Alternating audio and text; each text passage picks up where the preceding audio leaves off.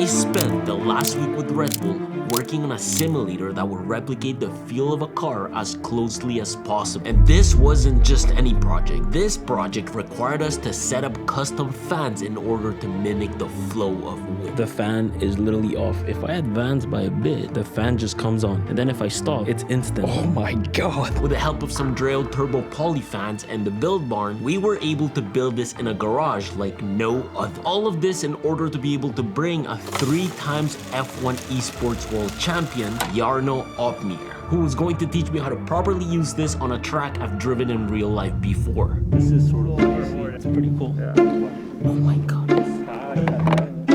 That was a workout. Look, building this was definitely a challenge, but you know what? It was definitely easier than taking an engine out of a car. Not bad. One wire I forgot. Good morning, guys.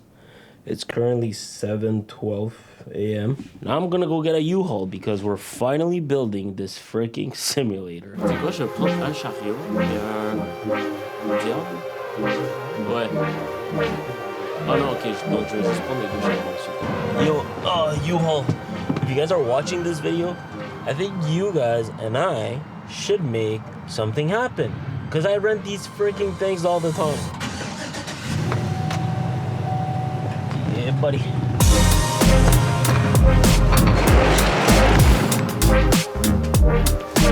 Oh, I guess it's more careful the dolly though.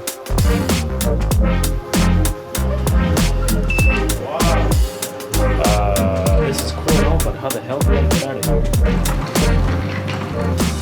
Yo! How are you, bro? How's everything? Had to clean up a little bit. Yeah? Looking good? Meet Matt for the second time, because he's the guy that helps me put parts within my cars, and Matt decided it was okay for us to build this in his garage. A garage where you'll find extremely cool stuff, and that includes some really sick builds, which he wants to showcase within his own YouTube channel we've been helping him build. Yes! Oh, yeah? That's good, bro! Yeah. Yes, That's bro! a good name. I couldn't sleep at all last night, and finally I was laying in bed for a Oh, couple hours. yes! And here's how things went. Because Matt's garage is tall enough, we were able to back up this truck into it. This would cut a lot of time for us trying to unload stuff, because I'm telling you, a lot of these pieces were insanely heavy, more specifically the cockpit of the simulator. Oh, it's white! Oh my God, bro! Immediately, we were so excited. You see, Red Bull Canada and Red Bull Racing decided to work with us on this sim. The goal here was to get us some of their best parts, provided with the help of Fanatec, to help us build this entire racing sim. And it didn't only end there. The goal was to get me to properly learn how to use this thing and get coached by one of the best esports racing drivers, Jarno. Because at the end of the day, well, I wanted to get the most out of it. And all of this was going to happen in Matt's garage. I don't know if you guys can see because it's pretty dark, but Club Sport DD wheelbase, CSL Elite pedals V2, and some other stuff at the bottom. I think what we're gonna do now is that we're gonna build the entire frame, and once that's built, I'll take all the smaller parts and start stacking them up in there and see how that looks. Hopefully by 5 p.m. we have something solid. Now you see, I was under a time crunch. Not only did I want to bother Matt as little as possible, but we also have other projects going on at the same time. And tackling something like this takes time and usually brings problems. Luckily, most of the building was pretty smooth. Watching an assembly YouTube video definitely helped, and I must say, these parts are extremely well built. The material is very solid and the finish is incredibly nice, but they can be very tricky to put together. This one, you thought everything was going smooth. Yeah, it's not aligning. Not quite sure why it's not aligning. Usually we like to blame the product, but yeah, it's probably not the product. Yeah. And not only is this tricky to put together, but it's very time consuming unless we're just hella incompetent. And the time that we put this whole thing together, Matt took off his bumper, fixed it, put it back on, and is working on more stuff. Now, the way the structure for the pedals is made, it's actually really cool to build. You gotta use these metal rods that go through it This is what will allow it to eventually go back and forward along with the seat to make sure it can accommodate everyone. Then came other things like finalizing some covers, putting the wheel mounting base together, and the seat, which is a bit of a tricky process, and I'm not talking about its assembly, it's more about making sure it sits properly, or else it can be crooked. Can't seem to get the seat straight, but I think this might just do it, because there's like so many ways that the seat can sort of move, but I think this for now will do it. Oh, it looks good though now. Yes, eventually we got it right. Jen and I also love to make fun of our driving stances when we're lazy, but yo, this is very comfortable. It actually sits really nice. From here, we needed to decide what to do next. One of the only things that was kind of starting to scratch my head was the monitor mounting points, mainly because this only had one, and I was planning on mounting 3. And then I found this box. I thought this was going to fix my problem, but yeah, no. This was for something else. So apparently the wheelbase is supposed to be there, which obviously, okay, makes sense. But I don't know if you guys can take a look. Like, it's too close. I feel like something's not right with the way we're installing this. Just wondering if there's something installed wrong, because it seems like the pedals are too close and then there's not enough leeway for the seat to back up for someone that's tall to actually fit in this. Yeah, I'm 5'7" and 5'8" on a good day. Look, I wanted to make sure whatever we had built up to now made sense. Turns out though that it did. Definitely happy because I was not down to disassemble this entire thing. From here, we got to install the actual pedals. I'm using the CSL Elite Pedals V2. These are very nice pedals. They come with 2 different types of springs. This allows you to essentially change how stiff or soft the pedals feel. My only one complaint though, this kit doesn't come with screws. Luckily, we were in a garage with a guy that had all sorts of screws. And the same thing goes with the wheelbase. No screws for these little mounting points. Tricky to install, eh? Took 3 idiots to install it. To be honest, it can be done by one single person. No need for the 3 stooges to come in and put it all together. Then came the PC tray and the keyboard tray. Remember those arms I was mentioning before? Well, I thought those were going to be useful for this, to help me install the keyboard tray. Turns out that they weren't. In fact, the keyboard tray, we were never able to mount it to the rig, more specifically because we forgot to order an add-on for it. So mounting this without it didn't make sense. But the PC tray, that made a ton of sense, and you'll see why later. By 4 p.m., all we had left to install was the monitor bracket, the monitor itself, and bring out some of the airflow that was going to help us simulate in-game air.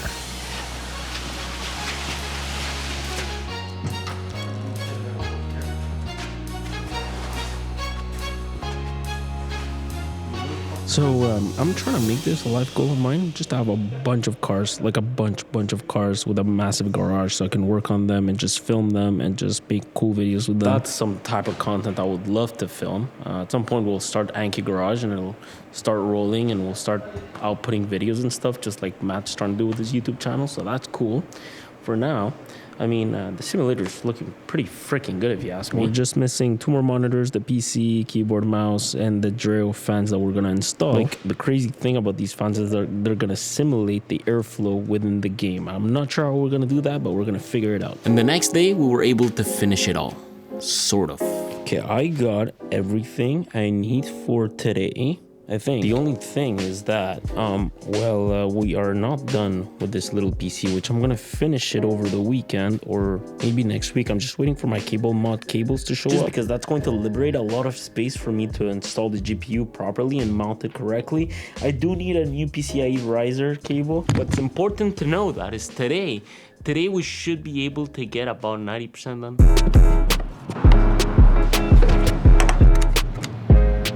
Shell, I don't know why you guys don't sponsor us more often, but I gas up here all the freaking time. Car's hella stock also. I've got 10,000 kilometers on the odometer, and I've been thinking, should we at some point stage tune it and do the down pipes, mid pipes, and everything? Right now I'm running stock and I kind of like it. That morning, I went to the store to grab a few things. I spent way too much money on cables for the sim, but we needed them because we were going to connect a lot of stuff and cable manage it, which took the majority of the day. By the way, if you enjoy watching our videos, consider subscribing to the channel. The more people join the community, the crazier the projects and videos get, and the more money we have to work on cool stuff. So, cable managing this rig, it's actually really satisfying. Fanatec made sure to create really clever entries within the frame of the sim to route your cables within. We tried to keep it as clean as possible, especially since we had mounted a power bar to the sim. And doing stuff like this, like in this manner, is what allows us to route monitor cables, power connections, and other stuff that connected some of the components that powered the whole simulator, which all connected to our test dummy, the Asus G22 desktop, a computer we were pairing with an OLED PG32 UCDP 4K monitor. So how we're looking? It's not as hard as I thought it would be running cables in here. It's actually pretty easy to do.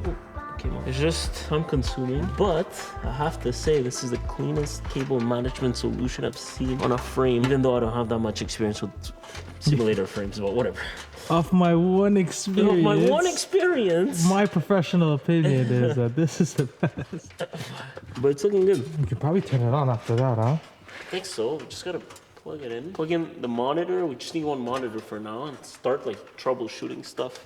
Okay, because that's gonna be the longest part. Yeah, exactly. So sick. Once we finished connecting everything, I turned it all on. Now, at this point, I hadn't unboxed the steering wheel. This was the last missing piece of the puzzle before it all went to shit. And part of it was my lack of research prior building this rig.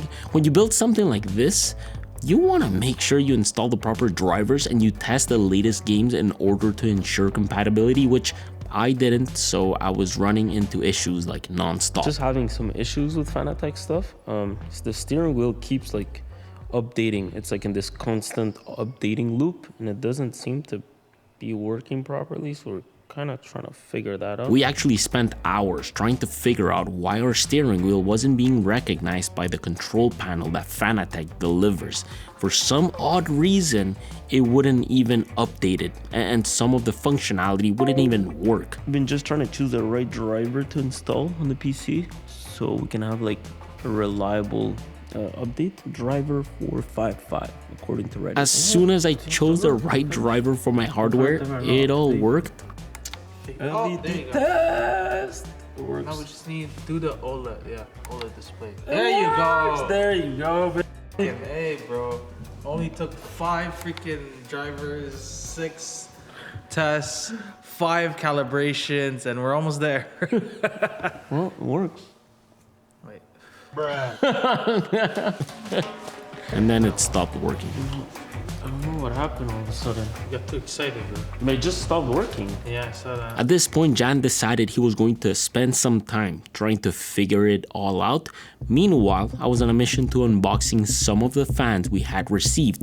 So check this out. This here's the DREO Turbo Poly Fan 704S. This fan was preloaded with a firmware that would allow us to connect it to the PC along with a game like Forza Horizon and experience the velocity of the wind in relation with the speed of the car, which is exactly why I wanted to put these together.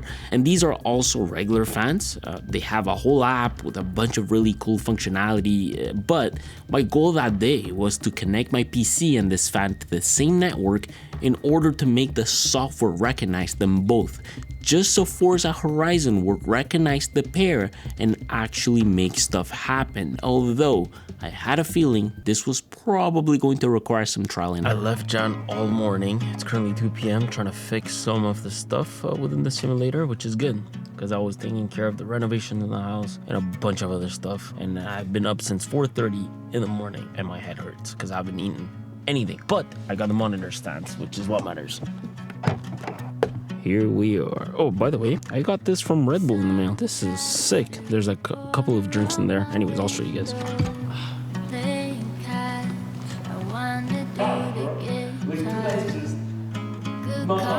Yeah. Put it in like Before I got there, I had Jan and Matt just going at it with the simulator. Honestly, this is one of those things that if you don't experience, you won't know what it's like. Simulators for car guys like us are definitely a great way to explore tracks, not only tracks but just have fun racing around and trying all sorts of different vehicles. The crazy part is that if you play other games like Assetto Corsa, you can practice any track you desire and in a way experience what it would be like to drive on that track. Look, we started building this on a Tuesday. That day, on Friday, we decided to set up the 3 monitors with the stands Jan bought off Amazon, and it looked incredible. But for some odd reason, the G22 wasn't outputting signals to all of them at the same time. So I took that as a sign that it was time to change to my Mini ITX. Stick to the code with the coach and my pros. I don't play by the rules, I switch up the flow. Chill on the weekend, give X's and no. She in love with the kid, I ain't texting the phone. A few weeks ago, I was looking at a guide regarding what type of cables I should get in terms of length. So I got some cables from Cable Mod. They sent these for free, so shout out to them. So that's that. The goal is to change all the cables with a mini custom PC because I'm running out of room and things are not fitting properly with this freaking 5090. And then we're also going to use some Lexar memory to put in there to make sure we get the right speed because we want things to run absolutely fast. So that's what we want. So I guess all I have to say is that bear with me while I do all of this. Some of you might not be aware, but this here's my mini custom PC. A few episodes ago, I left it sort of unfinished. You see, my problem here is that, well, it's a very compact build, which means that everything inside of it is kind of cramped, and a lot of it has to do because of the stock PSU cables, which is why originally I had asked Cable Mod to help me out with speccing my cables, but they randomly decided to send them for free, so shout out to you guys. Honestly, thank you so much. Now I'm changing those, but I'm also changing my bootable drive. I'm swapping it out for this, the Lexar Professional NM1090 Pro. They also sent me the NQ780, which I will use in my ROG Ally X at some point, but right now I wanted to give this 14,000 megabyte per second M.2 NVMe SSD a try. I've got 4 terabytes available with this, and this thing is a beast on paper. It's PCIe Gen 5.0, up to 14 gigs per second read speeds, 13 gigs per second write speeds. You know, I just want to be able to boot Windows and load games in seconds. Plus, NM1090 Pro supports Microsoft Direct Storage, so for games that also support Microsoft Direct Storage, it'll load in seconds.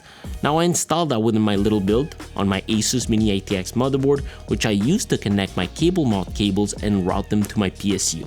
I will leave on screen the exact measurements of my cables. You can use these for your Form DT1 builds if you need. I had to reinstall Windows, but I wanted to make sure my NVMe was recognizable, which it was, so I installed Windows 11 on this. I don't know if it's the SSD, but I am flying through the installation. It literally took like 5 minutes to install Windows 11, which has never happened to me before. It usually takes longer, and it's just flying. This PC is flying right now, so I'm guessing that SSD is doing its magic. Hell yeah, this thing felt way faster than my old M.2. I went through my Windows installation in a matter of minutes, installed all of the drives I needed, including my NVIDIA drivers, Armory Crate included, and then I restarted my PC. I bet that if I paired this build with some Lexar DDR5 sticks, it would have been even better. If I would have gotten a bigger build, I would have installed some of those RGB sticks within. I'm sure it would have helped with speeds even more. Where the hell was this when I was building my PC 3 weeks ago? So freaking fast. Yep, with this, I ran a quick test to check out these speeds. Very happy with the results. And I then installed Steam and my entire racing library along my Fanatec driver so we wouldn't run into the same issues we did a few days ago. This, ladies and gentlemen, was my final build after I took a bit of time to make it all a bit tidier and cleaned up some of the cables. Oh, and I also switched my radiator to sit on top of the build. I can't believe I've finally completed my build after fighting with this thing for so long. Huge shout out to Cable Mod and huge shout out to Lexar for for actually providing insanely fast M.2 speeds, which I feel like has made the PC boot quite a lot faster compared to what I had before, but I might be going crazy. And I'm very excited to see how this is going to perform tomorrow when I plug it into the simulator and boot up F1 2024. Yeah, shout out to Lexar for the crazy NVMe. We'll leave a link to all my components for this build down below, by the way. Look at that. This is exactly what I built this thing for. Insane. It's insane that it now gets to sit on the simulator. So now, the whole point is to hopefully make the 3 monitors work. So that's the goal right now. I hope I can do that. I really wanted to make this thing work off the bat. I was pretty confident that my build was bulletproof and all the monitors were going to connect without a single hiccup, and I was in fact right. We got them all to work. Nice, bro. But now why is this one dimmer? But this one has the wrap too. Yeah, it's all I'm checking, but it has nothing to do with the wrap, huh? For some reason, like, these settings are locked here, and then in this one, for example, all these settings are good. Like, I can modify all this stuff. Weird. I don't know if there's like a button. Took me a bit of time to realize this thing was in power efficiency mode. I got it working. So stupid. It was just power setting enabled. I can't even find it anymore. But there's just like a power setting enabled that will just make things dim and not accessible. Anyways, it works now, so that's good. Now we're gonna set this up for F1 and have the 3 screens working for that and see how that goes. Before doing that, we did have to set up some drivers again. Eventually, we got it to work and games like Forza worked so well. And then I took some time to set up the connection between the DREO fan and the game. Without much success, but it was something I was going to fully test and tackle later on. Now, I told myself, let's clean this all up before we use the NVIDIA Surround app. We decided to clean up some of the cables, wire some things a bit differently, and also cleaned up some power bricks. All right, so we completely finished wiring this thing up. It's actually really cool because the sleeves that we have, that we had at the office, actually, we brought them here and they're white. So it looks like Dr. Octopus type of thing. And it matches the setup, which is kind of crazy. Let me show you this. Look at that. It's so freaking cool. It's awesome. And then the monitors, they're gonna like sort of live by themselves. We'll figure this out, but I think like this, it's gonna work. Look. Once the monitors and the fans were going to be set up, this was going to be the ultimate racing experience. These fans are the DREO Turbo Poly Fan 508s. Not only do they have a similar functionality to the other ones, but they provide RGB and they are in white, which means they will look so good with the rig. Look, I know this is nothing like having a real engine within a real car that actually moves, but with the way we were setting it all up, I was confident that the experience was still going to be unreal. Yep. Oh yeah. Wings for your summer. Let me check. They always give us like interesting things. Last time we had paddles. It was a paddle thing? For pickleball? Yeah, pickleball. What is this? Oh, what is this? What the hell is this? Yeah. What is this? Yeah, it's like a punch or like a. Oh, just like a lounge. Wow, dude, you look like a chill dude, bro. Matt to the rescue. Yes, sir. We're gonna drill this stand. And what I mean by that is like, you guys see these holes? Yeah, so you got like predetermined sort of heights. So now we're gonna drill a hole through it, and then we're gonna have a proper flush setup.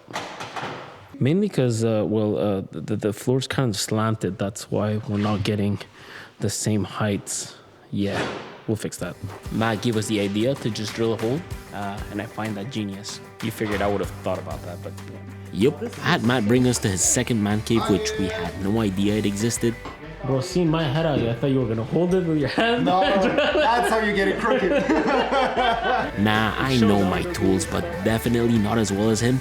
Look, we drilled this entire thing in order to get something that would make sense and allow us to take the time the next day to calibrate the monitors to really get the full experience no matter the game that we were playing. So I actually brought the fan to the office because I want to test it here. I have proper Wi-Fi here.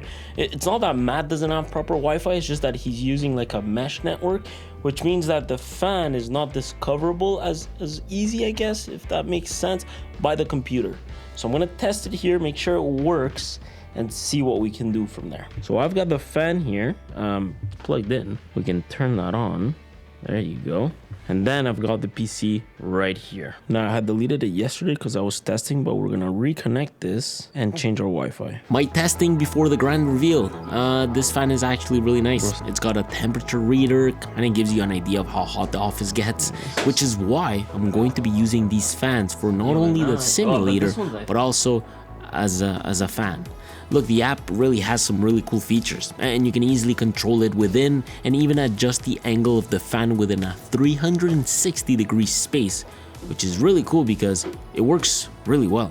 There are of course other features this delivers, but at this point in time my priority was to connect this to my network in order to have the software recognize it. I know Forza recognizes it and the software also reads every single speed the game delivers, but even after trying to tweak my group policies for the network and trying some network accessibility tricks, I still couldn't get it to run. So I made it my goal to try to make this to work by myself before allowing DREO to help me out. So I couldn't figure it out over the weekend. It's currently 7 a.m. and I have a meeting with a brand to try to figure this out. Let's see. How are you doing? Good. Very good. Thank you for joining the call. So first I want to know like how many devices you received right now. I got 3 fans. I'm able to connect the 3 of them online, yeah. We can like maybe OTA Okay. On air. And OTA meant over the air, so we were going to try to update the firmware of the fan via OTA. Okay, so right now we can see we can find it from our backend, and we are doing the OTA right now. And after doing the OTA, let's see if it works. Right now, like unplug the fan, plug it again. Okay. I'm just gonna unplug the fan, boys. Wait 5 seconds. All right, let's go back. Okay. So I did that. Oh, I see it now. The one little issue I had is that, well, I only had one fan at the studio. Matt had the other 2. So in that moment, we were only able to update one. So we got it to freaking work. Okay, let me just show you what happens. You guys see this little table right here? Well, now the Wi-Fi recognizes the fan, it connects to my computer, and all I gotta do is choose whether I want this on my right-hand side or on my left-hand side. I couldn't believe that the fans worked as expected. In fact, the game had no issues recognizing them. And the trick here with the Forza DREO app is to literally set the fan to either be on the left or on the right. Honestly, I was amazed at how well the fan performed within the game. With this OTA, the fan was able to spin from 0 to level 20. Like, the faster you went, the faster the fan would spin, which is just epic. This is probably one of the coolest things I've integrated within a project. No, this is unbelievable. You guys see how the car is standing still? The fan is literally off. If I advance by a bit, the fan just comes on like that. And then if I stop, it's instant. Oh my God. Now all I have left is literally to set up the other fan, position them, and that's pretty much it.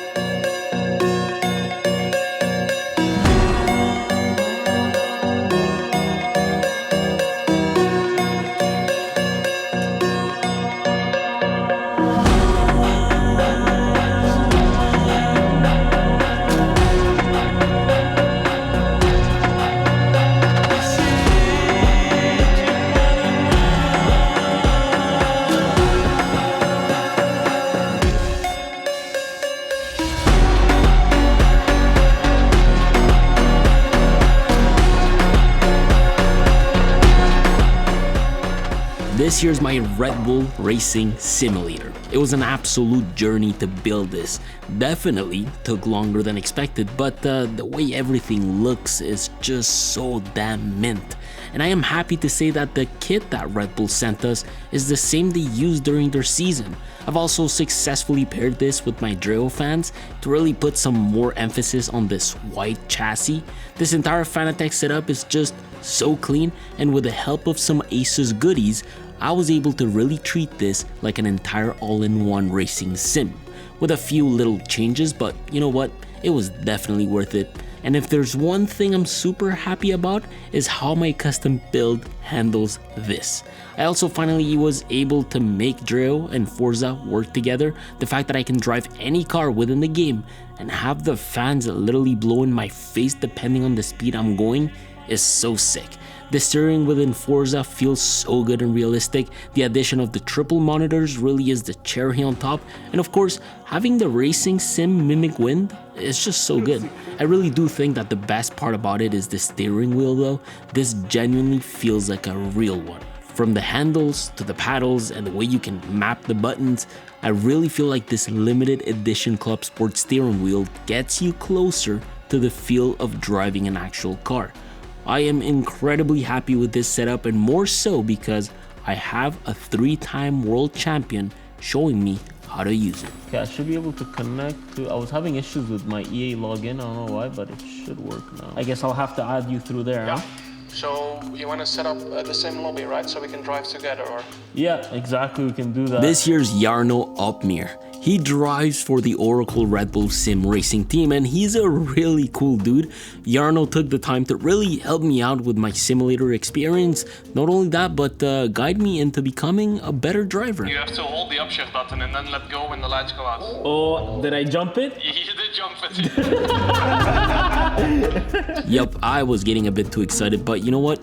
Jarno really took the time to explain some things to me. 100 meters, so right here, you can start using DRS.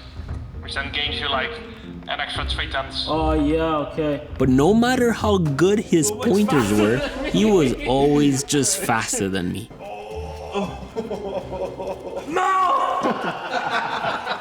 But we had a really good lap where he was guiding me through the Red Bull Ring, a track I had the pleasure to drive on and visit thanks to Red Bull last year. And the same tips Jarno was giving me, I once had the pleasure of receiving from an instructor on the track.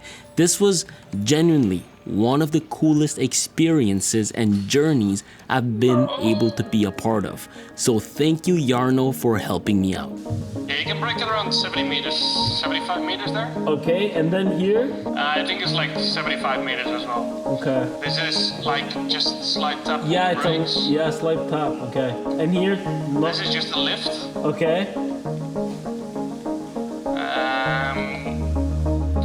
Second last corner we're coming up now is just a lift as well.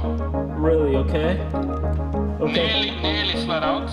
Okay. And then final corner is a slight tap on the brakes and early on throttle again. And then this one here, hard brake? Quite hard brake, yeah. You brake around 75 meters again. Okay. 70 meters. And then similar for this one. 75 meters. It's up. Yeah, it's uphill. Even though the speeds are really high, it's a hairpin, but it's uphill, so it slows you down a lot. Okay, I see. Thank you, Jarno. Enjoy the rig. Thanks a lot, man. Thank you so much, man. Thank you. Thank you, See brother. ya. Ciao.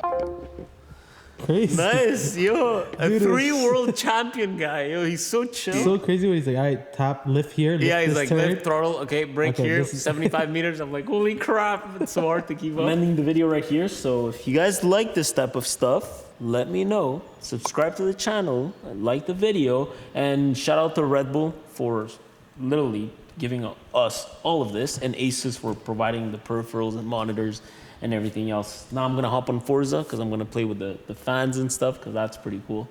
Anyways, take care, guys. I'll see you next Sunday. Ciao.